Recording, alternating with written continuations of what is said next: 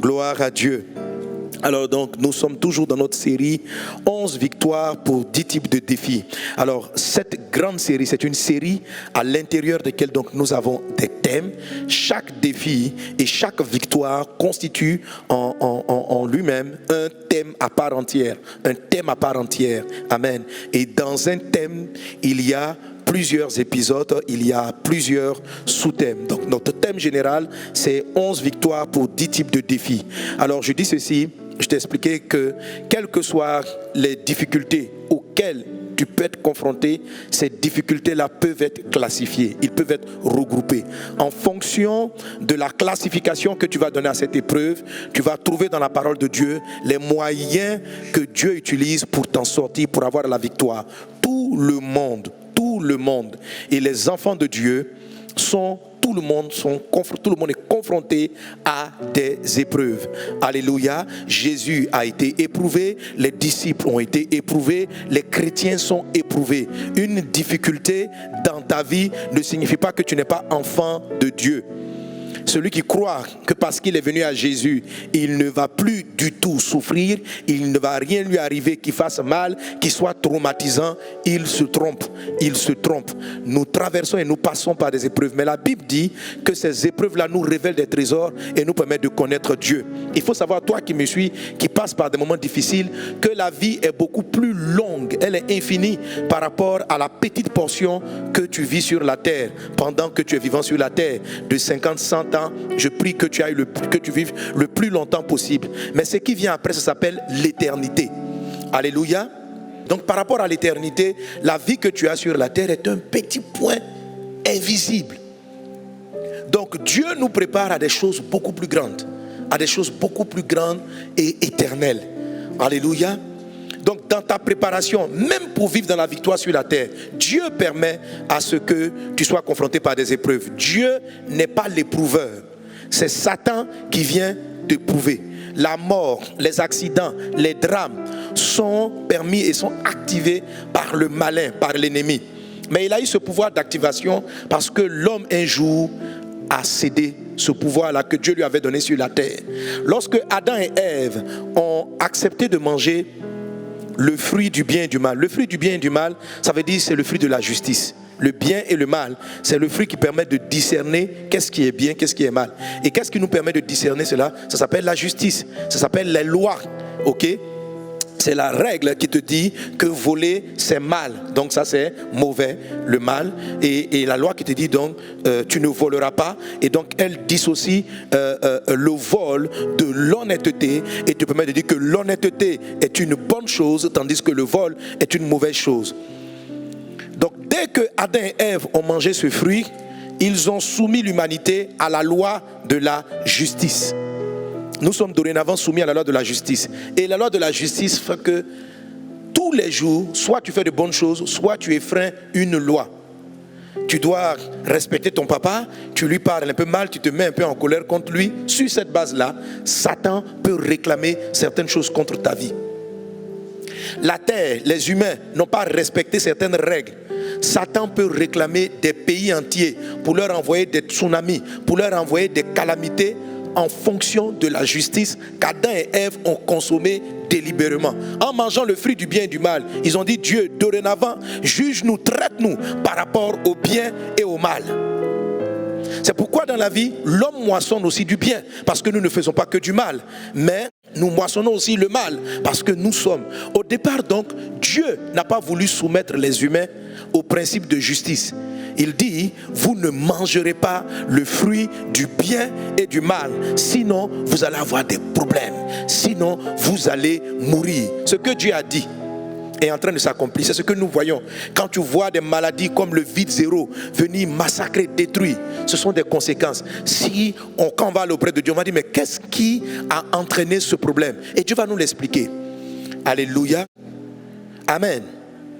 Mais il y a un autre système que Dieu a mené qui permet, un temps soit peu, de suspendre certaines règles de justice. Parce que si nous devons constamment être soumis à la loi de justice, injustice, donc la loi de la justice nous dit que nous serons sanctionnés pour tous nos méfaits. Nous serons encouragés pour nos bienfaits. Avec ça, Dieu nous garantit qu'on ne peut pas s'en sortir. Alors Dieu a permis d'autres types de règles pour sauver l'humanité. Parmi elles, il y a une particulièrement qu'on appelle l'alliance. Dis avec moi l'alliance. Dis avec moi les alliances. Alléluia. Il y a des choses qu'on appelle les alliances. Même dans notre monde, ces alliances-là sont utilisées. Par exemple, à la faveur de la Deuxième Guerre mondiale, et même avant, certains pays ont signé des alliances. Il faut savoir que des pays comme la France ont une alliance avec les États-Unis. L'alliance fait que, même si dans un conflit, la France a tort, et que celui qui a raison se met à attaquer la France, systématiquement, les États-Unis vont défendre leurs alliés. Ils n'ont pas besoin de savoir si ce que tu fais est juste ou ce que tu fais est injuste. La loi de la justice, justice et injustice, est comme suspendue à cause de l'alliance. Est-ce qu'on est ensemble? Alléluia. Écoute, pour te faire littéralement, ok. Il y a une alliance entre toi et ta femme, entre ton mari et toi. Il y a une alliance entre vous deux. Ok. Ta femme se comporte mal, elle agit mal. Et quelqu'un vient et il la gifle. Et toi tu es à côté. Qu'est-ce que tu fais? Tu appliques la justice pour dire à ta femme, voilà, quand je te dis de ne pas mal parler aux gens, est-ce que c'est ce que tu vas faire? Non. Si tu respectes l'alliance, dès que quelqu'un la touche, en même temps, même si la justice la condamne, mais en même temps tu te mets de son côté. Et tu dis, je ne te permets pas de toucher ma femme. Tu aurais pu lui faire des reproches, mais si tu l'agresses, si tu peux frapper la personne, tu vas la frapper. Si tu peux lui créer des problèmes, tu vas lui créer des problèmes. Pourquoi? Parce qu'avec ta femme, vous êtes en alliance. Alors, cette loi-là, cette connexion fait que par rapport au problème que peut avoir ta femme, tu suspends un tant soit peu la loi de la justice. Est-ce qu'on est ensemble? Est-ce qu'on est ensemble? Il faut que l'alliance puisse parler dans ta vie. Il faut que l'alliance puisse parler dans ta vie. Amen. Amen.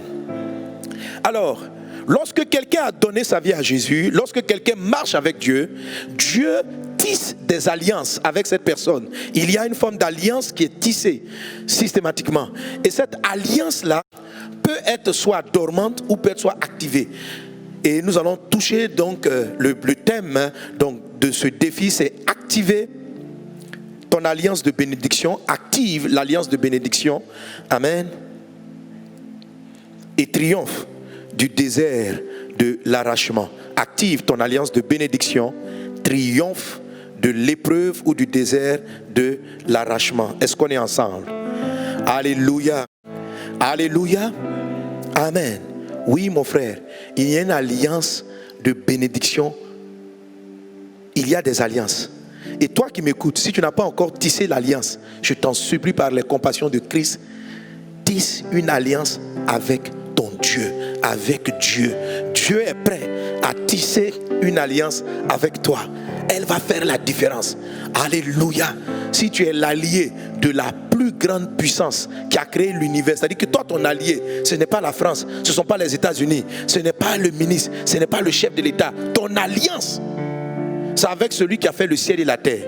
Tu comprends ce que je suis en train de dire? C'est-à-dire Dieu qui a fait le ciel et la terre, c'est aussi le Dieu de toute justice. C'est lui qui a créé la justice. Maintenant, Adam et Ève, nos aïeuls, ont choisi en mangeant le fruit du bien et du mal de se soumettre à la loi de la justice.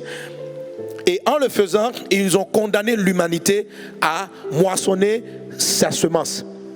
Maintenant, Dieu dit la façon dont vous pouvez vous en sortir, c'est-à-dire que jusqu'à ce que la terre soit détruite, ce que Adam et Ève a commis, ce qu'ils ont fait, va entraîner les hommes. Toujours dans ce principe-là, toute l'humanité est soumise à la loi. Mais maintenant, il y a ce qu'on appelle la grâce et il y a d'autres systèmes.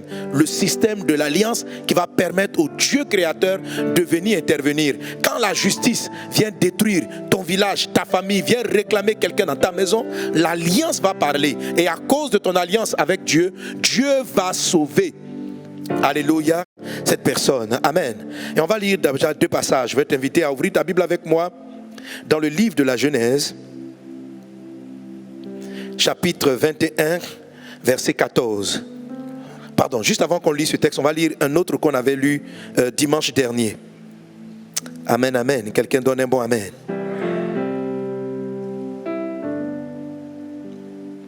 Exode chapitre 2, versets 23 et 24. Exode chapitre 2, versets 23 et 24. On peut l'avoir à l'écran. Lisons-le.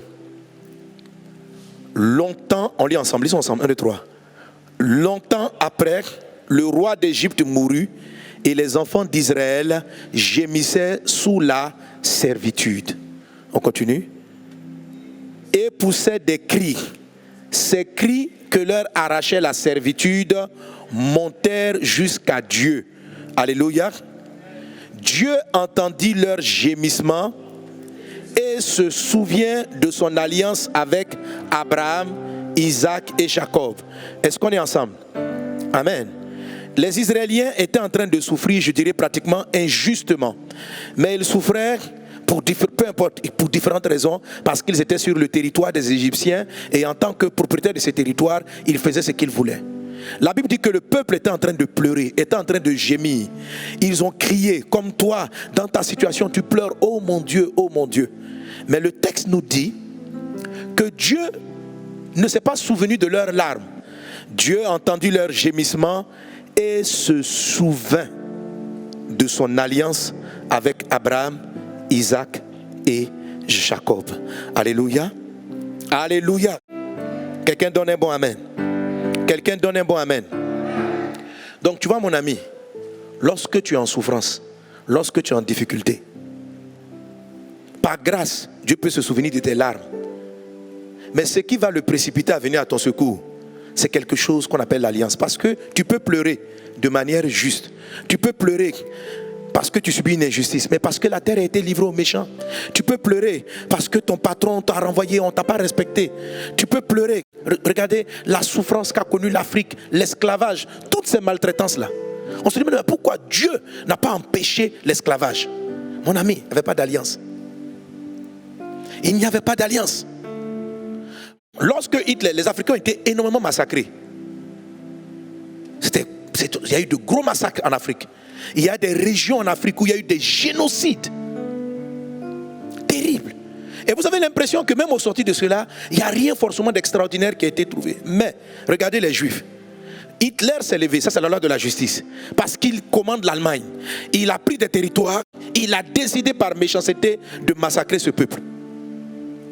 Et Hitler était en train de gagner la guerre contre la France, contre tous les pays, parce qu'il avait une puissance maléfique derrière lui.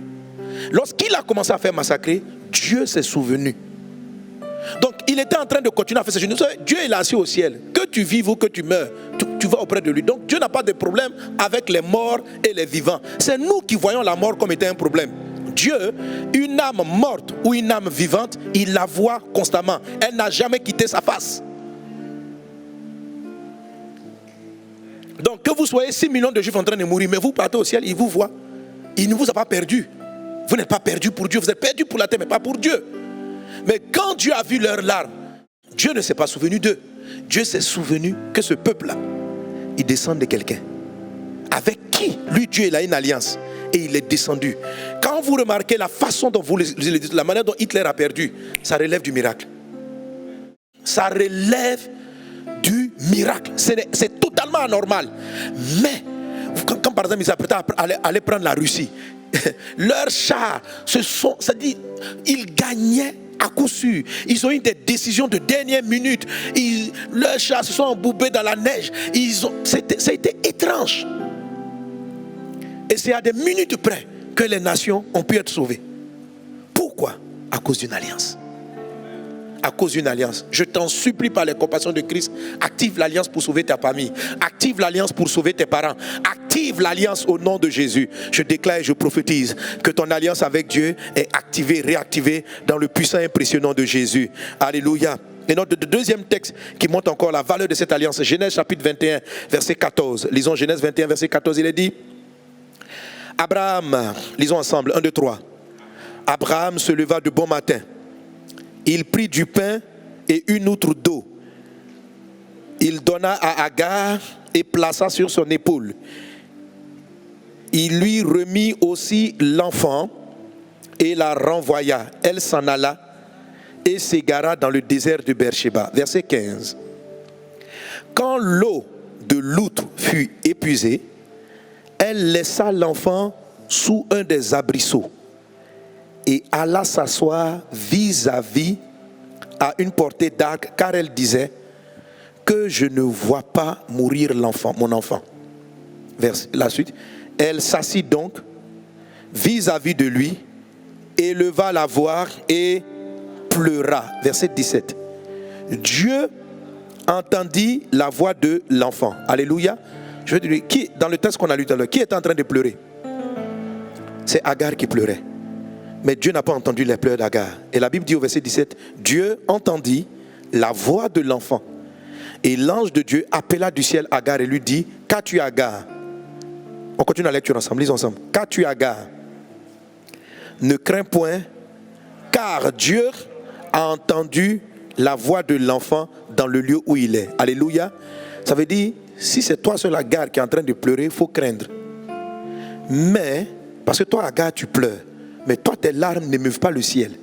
Mais si c'est l'enfant qui descend d'Abraham, alors là, Dieu entend. Amen. Ne crains point, car Dieu a entendu la voix de l'enfant dans le lieu où il est. Lève-toi, prends l'enfant, saisis-le de ta main, car je ferai de lui une grande nation. Et Dieu lui ouvrit les yeux, et elle vit un puits d'eau.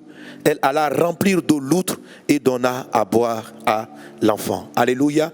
Agar a été sauvée parce qu'elle a porté un enfant dans le sang duquel coulait le sang d'Abraham. Le sang d'Abraham. Abraham avait une alliance, alléluia, qui a permis cela. Amen. Vous comprenez? Tu peux souffrir, tu peux être dans les larmes, tu peux être dans l'angoisse, mais ce dont Dieu va se souvenir, c'est le principe de l'alliance. Alléluia. La souffrance que tu subis, Dieu n'apprécie pas, mais Dieu, au dernier jour, va juger tes bourreaux, va juger le sorcier. Mais s'il y a l'alliance, Dieu va intervenir maintenant sur la terre et tout de suite. La volonté de Dieu, c'est que tu lui donnes l'accès à toi. C'est que tu lui permets d'intervenir, de venir faire arrêter les injustices que tu subis. C'est ce qu'on appelle l'alliance de bénédiction. Dans l'alliance de bénédiction, il y a la protection. Alléluia. Amen. Une alliance, c'est une connexion. Dans l'alliance de la bénédiction, parce que tu es béni, Dieu pourvoit à tes besoins. L'enfant avait soif, sa mère avait soif. Dieu les a nourris à cause de l'alliance. Dieu les a protégés à cause de l'alliance. Dieu a secouru les Israéliens à cause de l'alliance. Ton Dieu te secourt, ton Dieu t'aide, ton Dieu t'entretient, ton Dieu te remplit, ton Dieu te comble à cause de l'alliance. Est-ce qu'on est ensemble? Est-ce qu'on est ensemble? Alléluia. Amen. Alors, mes 12 gars, ou bien, même si ce n'est pas les 12, en tout cas quelques personnes revenaient déjà. Venez vite, faites vite. Allez, ne prenez pas votre temps. Courez. Venez vite. C'est un petit point de mon message. Je ne vais pas rester longtemps sur vous. Voilà. Donc, moi, tu te mets en face, et puis celui qui est Dieu, qui représente Dieu, moi est là. Voilà. Jésus-Christ est au milieu. Dieu se met là. Voilà. Alléluia. Est-ce qu'on est ensemble? Amen. Moi. Permets à ce que les gens voient à l'écran que c'est moi. Alors le moi, c'est ta personne. Le moi, c'est toi. Comme je te l'ai expliqué le dimanche dernier. Tu décides de donner ta vie à Jésus. La Bible dit à tous ceux qui l'ont reçu, il a donné le pouvoir de devenir enfant de Dieu. Amen. Je te rappelle une chose que j'ai dite dimanche dernier. Le nom alliance. Dis avec moi alliance. Alliance, c'est un mot qui est très simple. Amen. Dans le français, donc, en anglais on va parler de covenant, mais dans le français, c'est alliance, ça veut dire allier. Allier, ça signifie lier à. Je suis en alliance avec une personne, ça veut dire je suis lié à la personne. Je suis lié, il y a un lien. Et ce dont je t'ai parlé la dernière fois, c'est qu'il y a plusieurs liens possibles. Tout à l'heure, on va voir un exemple. Il y a plusieurs liens possibles. Ton patron a un lien avec toi. Dans l'entreprise dans laquelle tu travailles, il existe un lien. C'est un lien qu'on va appeler un contrat de travail. Par ce lien-là, il te donne un certain salaire à la fin du mois. Par ce lien, il envoie certaines choses. Et par ce lien qu'on appelle un contrat, toi aussi, tu produis un certain travail. C'est une forme de lien. Dans le cadre du contrat, qui est une forme d'alliance, qui est une forme de lien, tout ce qui va t'arriver en dehors de ce contrat ne le concerne pas. Ça ne le concerne pas. Il y a maintenant, après cela, après les contrats, tu as une autre catégorie qu'on appelle les alliances. Les alliances ne marquent pas des lignes claires. C'est pas, on ne va pas dire, comme dans un contrat de travail, tu es tenu d'arriver au travail à telle heure, telle heure, telle heure. Et chaque fin du mois, tu seras rémunéré pour tant. Pendant ta période de stage, voilà ce que tu auras. Dans le contrat, tu as droit à une voiture de service, tu as droit à ceci, tu as droit à cela, etc. Quand les différentes clauses ne sont pas honorées, tu es en mesure d'aller te plaindre, d'aller à la justice. Le contrat est beaucoup plus une alliance qui est dans le cadre de la loi, de la justice, du bien et du mal. Est-ce qu'on est ensemble? Parce que tu peux faire valoir tes droits à la justice pour dire non, il n'a pas respecté les clauses de notre contrat. Tandis que dans l'alliance, les choses ne sont pas clairement spécifiées. Tu vois, il y a une alliance parentale entre mon fils et moi. On a un lien. Le lien qui est là, c'est l'alliance parentale. Il n'était pas écrit, tu conduiras, il n'y a pas un texte quelque part, contrat entre mon fils, Michael, et son papa. Tu payeras ses études, tu le mettras à l'école. Fils, tu devras être soumis à ton papa, tu devras l'honorer. Donc, le jour où mon fils n'a pas honoré, je sors le contrat. Tu es renvoyé. Ça ne marche pas. Donc, ce niveau-là de lien s'appelle maintenant une alliance. C'est-à-dire l'alliance, dans les alliances, on ne spécifie pas trop les détails. C'est tacite. Alléluia, je protège, je garde, je t'aime, je te soutiens. Tes problèmes sont mes problèmes, tes difficultés sont mes difficultés. Alléluia. C'est là maintenant qu'on commence à entrer dans le domaine de l'alliance. Et la Bible ne dit pas qu'il y a un contrat entre Dieu et toi. La Bible parle d'alliance. Dieu ne veut pas faire de contrat avec toi. Dieu veut une alliance. Qu'il en soit ainsi dans ta vie au nom de Jésus-Christ de Nazareth. Alléluia. Mais même si les clauses ne sont pas spécifiées, elles sont tacites. Ça veut dire elles existent. Amen. Une femme est alliée avec son mari. Elle lui doit la soumission. Le mari se doit de l'aimer. Il faut respecter cette alliance. Amen. Alors, avec Dieu, donc voilà le représentant, l'image, le représentant de Dieu. Amen. Sois un, mais tu n'es pas, tu sais que toi-même tu n'es pas, tu sais qui tu es. Alléluia. Tout le monde est ici et tu es le moi. Alors, lorsque tu décides de donner ta vie à Dieu, tu veux faire une alliance avec Dieu le Père. Tu veux faire une alliance avec Dieu le Père. Il te donne la possibilité, alléluia, de prendre une des meilleures alliances possibles, l'alliance de père à fils. L'alliance de père à fils. Il te dit que si tu reçois Jésus dans ton cœur comme ton Seigneur et ton Sauveur, Jésus va faire ceci. Jésus arrive, par son sang qui a coulé, il efface tes péchés. Parce que c'est à cause de tes péchés que les contrats de justice, ce que Adam et Ève ont fait, c'est à cause de ces contrats-là, de cette loi que Satan vient te réclamer, qu'il vient réclamer ta santé, qu'il vient réclamer ton travail. Donc le sang, l'alliance avec Jésus, elle est tellement puissante, son sang coule et son sang vient te laver, de sorte que Satan ne puisse plus rien réclamer. Amen. Voilà, donc il est très puissant. Et puis, maintenant, il va créer la connexion. Parce que toi, tu étais tellement éloigné de Dieu que tu ne le connais pas. Donc lui, Jésus, s'il est Dieu, qui a pris la forme humaine, il te comprend. Parce qu'il a pris la forme humaine, il peut mieux traduire tes doléances, tes besoins au Père. Parce qu'il a vécu dans la réalité terrestre. Mais c'est Dieu qui a pris une forme humaine pour te sauver. Et à partir de là, il établit l'alliance. Il établit l'alliance. Alléluia. Alléluia. Voilà. Toi, regarde-le moi, et puis toi, tu regardes en face.